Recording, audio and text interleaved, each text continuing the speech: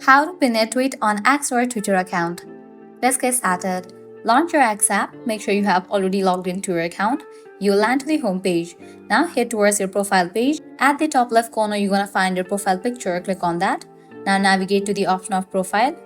Once you're in the profile page, here you're gonna find different sections. Head over to the section of post. Now here you're gonna find all of your posts. Head towards the post that you wanna pin.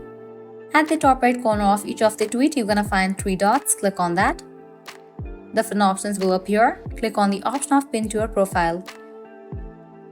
This will appear at the top of your profile and replace any previously pinned post. Are you sure? Click on pin.